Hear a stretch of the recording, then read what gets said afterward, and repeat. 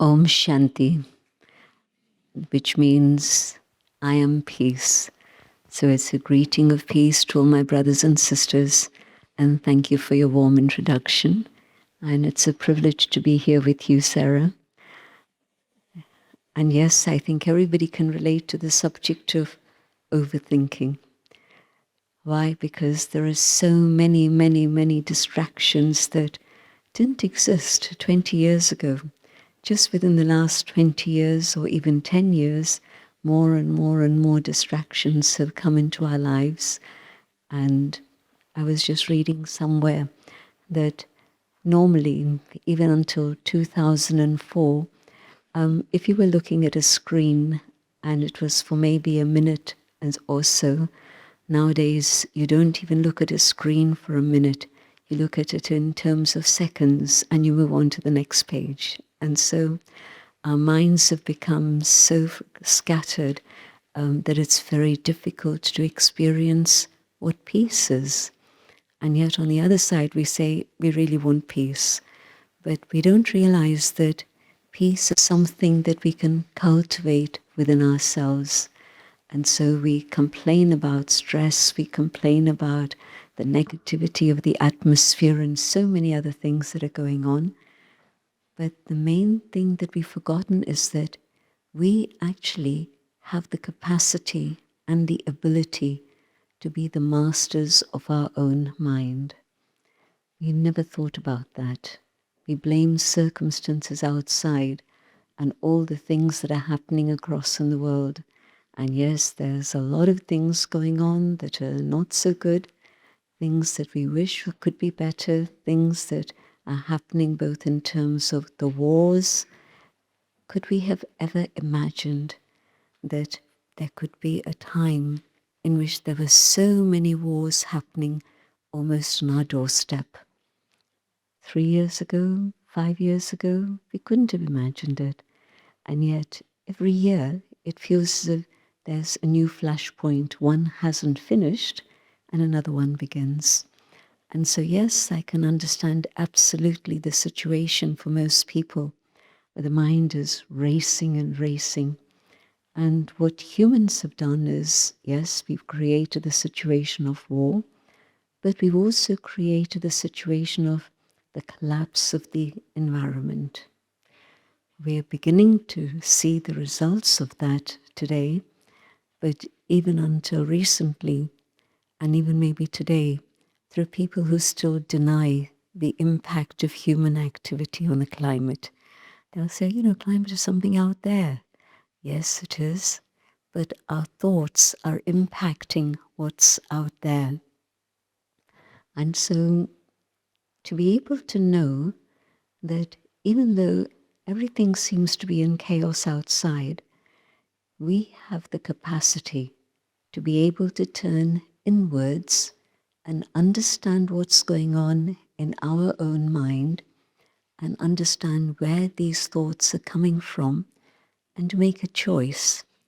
Can I choose to have a mind that can be concentrated and focused and peaceful, alert and yet very active, but also able just to be coming to a point of stillness and peace whenever I choose it? Yes, I can make that choice, and it's not so difficult. It's easy to be able to experience inner peace. And in just a few minutes, I'd like us to make a little experiment and see how we can do that, with just a little bit of more explanation. Although the stimulus is coming from outside, my thoughts are not coming from outside. My thoughts are coming from within my own inner being. Do you agree? Who agrees that we are responsible for our own quality of thought? Yes, I see many nodding their heads, not so many willing to put up their hands, which is fine.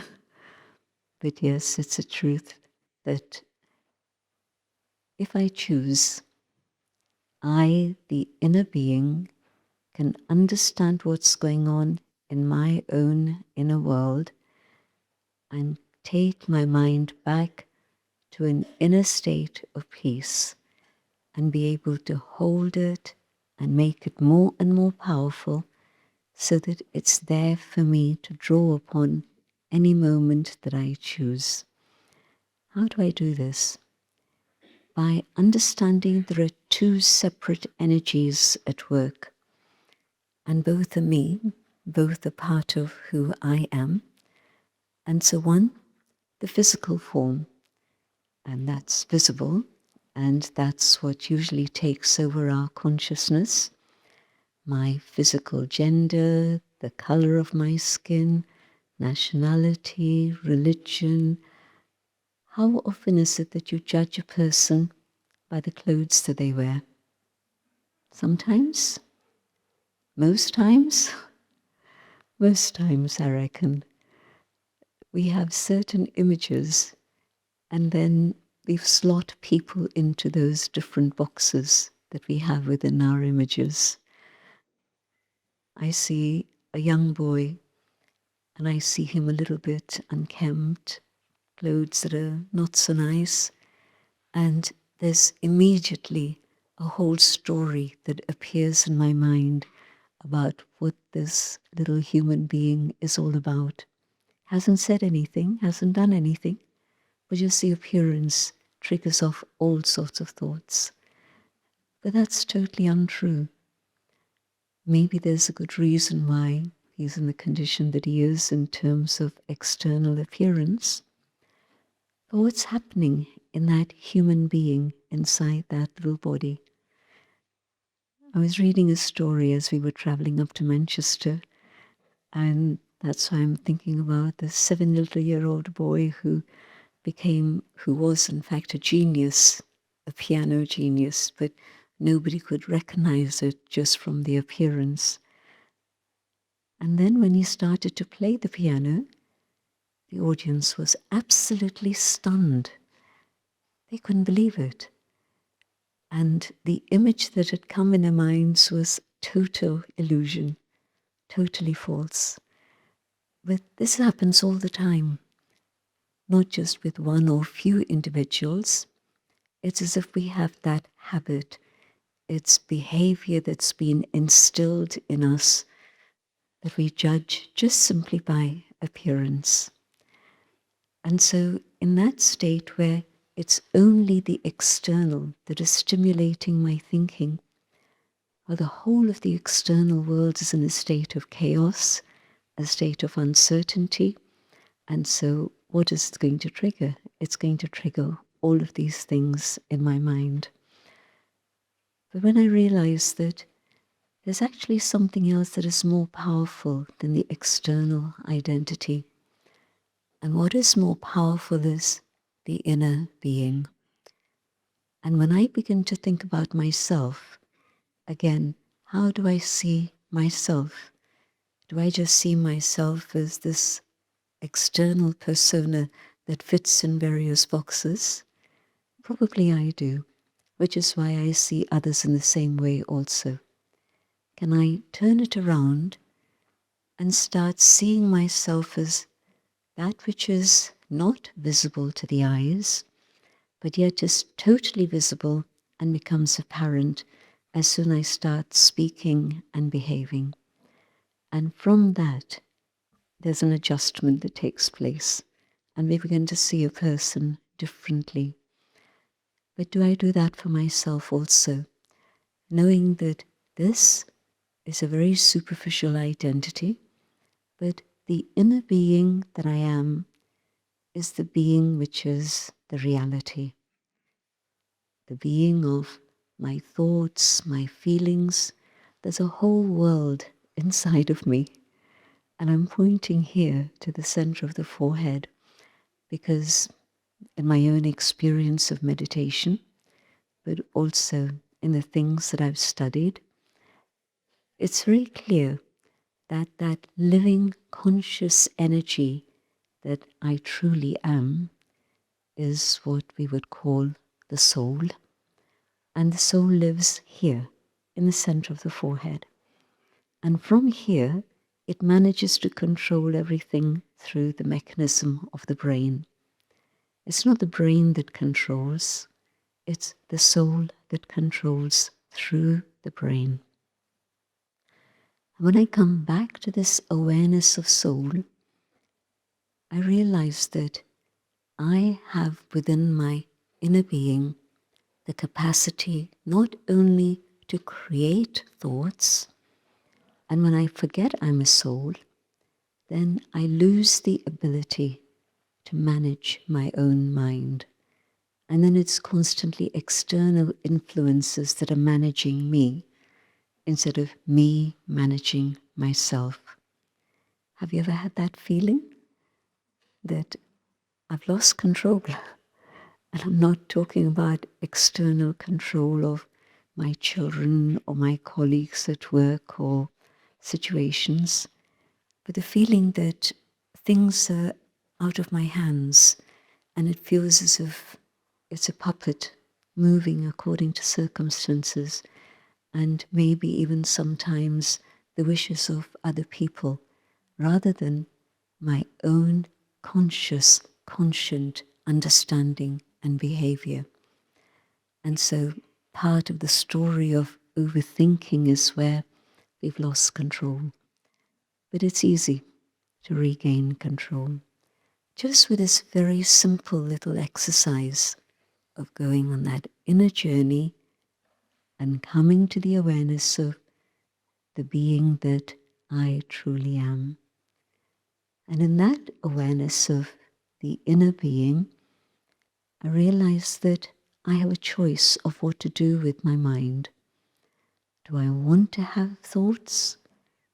Do I want to have quiet, calm thoughts? Do I want to have aggressive thoughts? Do I want to have negative thoughts? You've never thought about it before. We talk about the negativity of the world so often. We talk about the darkness of the world at the current moment. But I am either creating the negativity inside, or I can say, that's not what I want. I want to be able to create pure, positive, elevated thoughts that are going to be uplifting for me, but also for everyone else around me, but also the work that I do. It's my choice.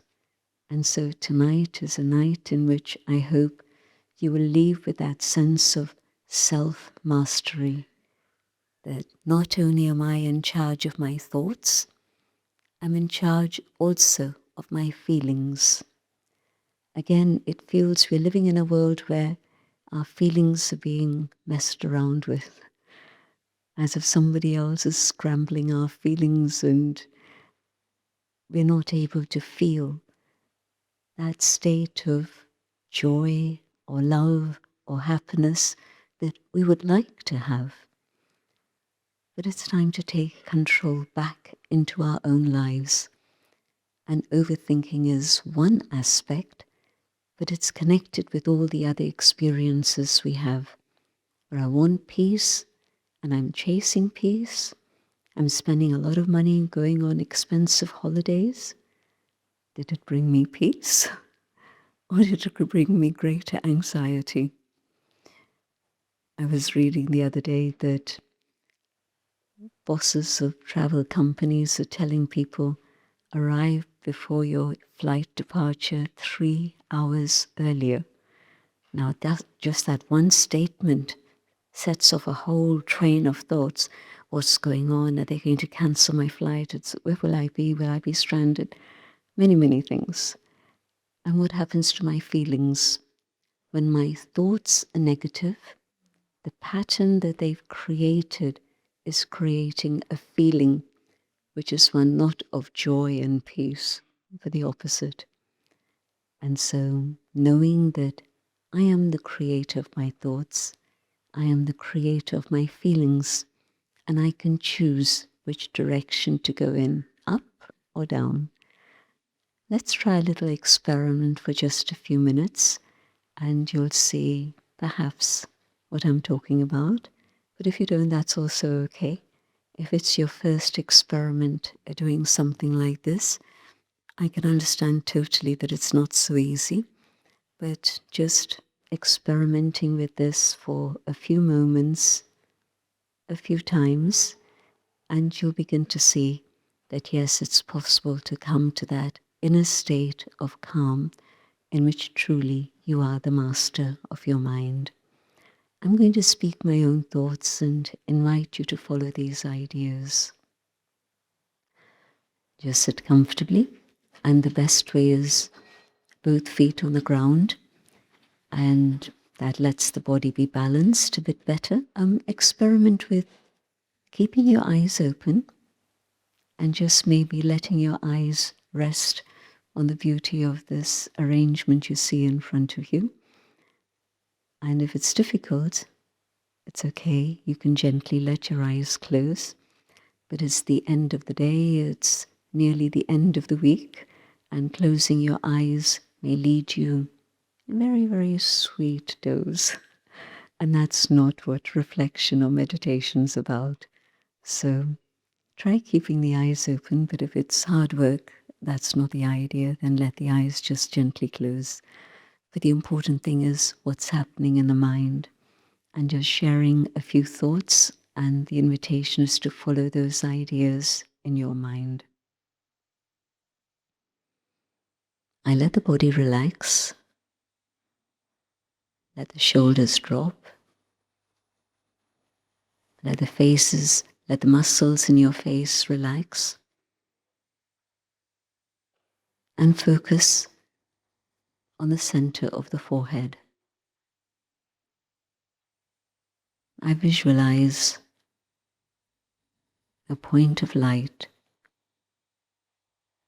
a spark of light shining in the forehead.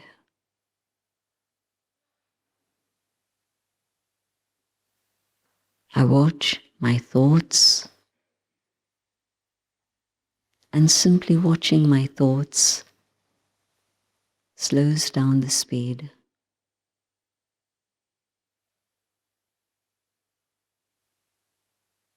I select one thought, the thought of peace, holding peace in my thoughts. I begin to feel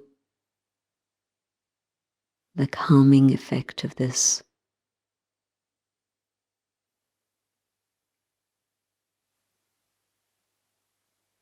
My body seems to return to a state of harmony,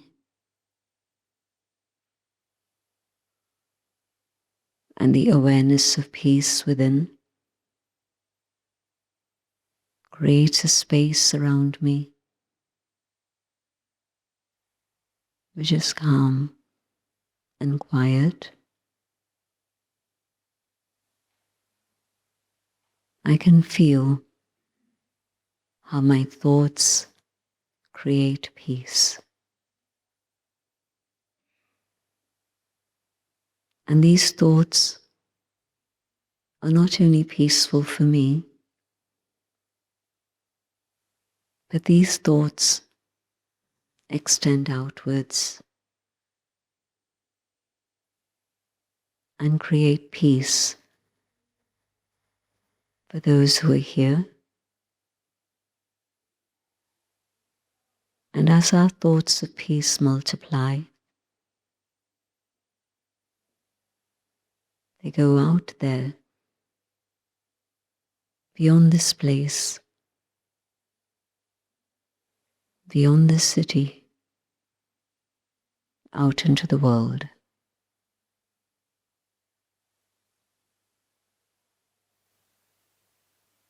Not only am I peaceful,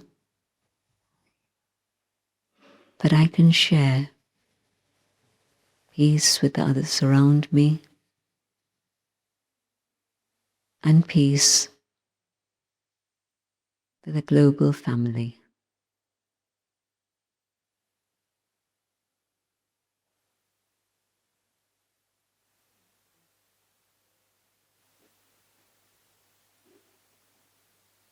holding this awareness of peace, I come back to the moment here and now, that I hold peace in my mind.